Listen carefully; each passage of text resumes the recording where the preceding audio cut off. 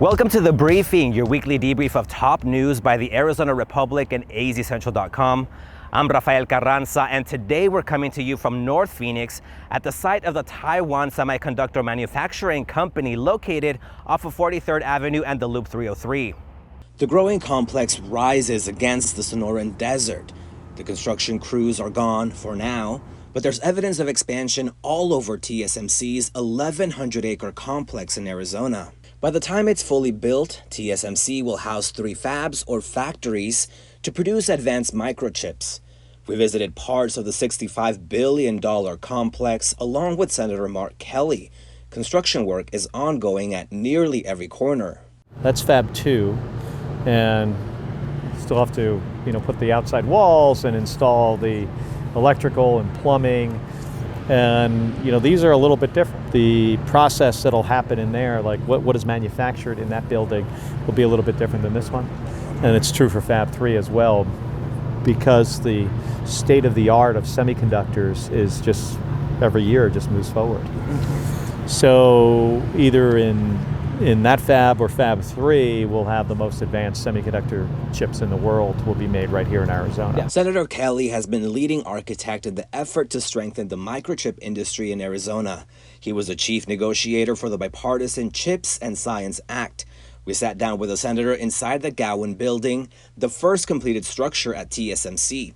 It serves as a hub for ongoing testing of the first fab scheduled to open next year. That basically go in everything now, from your iPhone to vacuum cleaners to weapon systems, airplanes, cars, just about everything. The CHIPS Act he helped pass set aside $52 billion to boost domestic development and manufacturing of microchips. A chunk of that money is already coming to Arizona. In March, President Joe Biden traveled to Metro Phoenix to announce more than $15 billion in federal grants under the CHIPS Act. We're creating jobs in America and exporting American products. $8.5 billion is going to Intel, which has committed to expanding its $20 billion Ocotillo campus in Chandler. TSMC will get $6.6 billion. That money will pay for the third fab, which is barely getting off the ground. It's a boon that is projected to spur more growth. You see that land across the road there? So that has been purchased in an auction.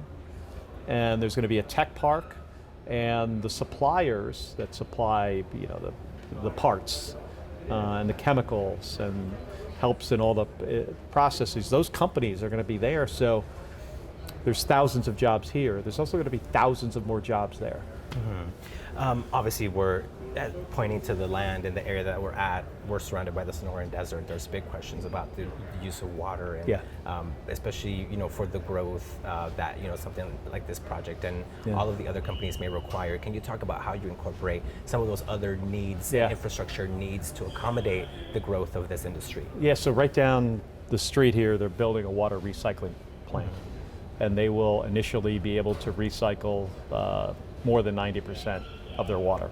But having the right infrastructure is only part of the equation to ramp up microchip production. The other is the workforce, and the need will be enormous. Intel already employs 13,000 people in Arizona. TSMC says it'll have 6,000 positions by the time its third fab opens in 2028. Kelly says these investments will also pave the way for other industries. This CHIPS and Science Act for this industry has enabled this growth here and in areas around here. We're going to see the same thing with the Inflation Reduction Act with renewable energy, of Core Power, other companies that are coming to this area to manufacture batteries and other renewable energy technology. So that's also other great paying jobs that you can raise a family on that don't require a 4-year degree. Arizona colleges and universities are building partnerships and programs to meet employment needs in the microchip industry. Earlier this year, TSMC also launched an apprenticeship program that it plans to expand next year. We've got 8 facility apprentices in the program. We have a 1-to-1 ratio of mentor to apprentice, and they're out working hands-on with our mentors in the field and with our other experienced technicians. So they're in a very rapid learning opportunity right now. Apprentices will undergo 2,000 hours of general training and an additional 2,000 hours in a specialized field. The Maricopa Community Colleges will help recruit people straight out of high school interested in landing technician jobs. This sets up Arizona's future, a future Senator Kelly says with great implications for national security. Our economy now, I think it's fair to say, runs on semiconductor chips.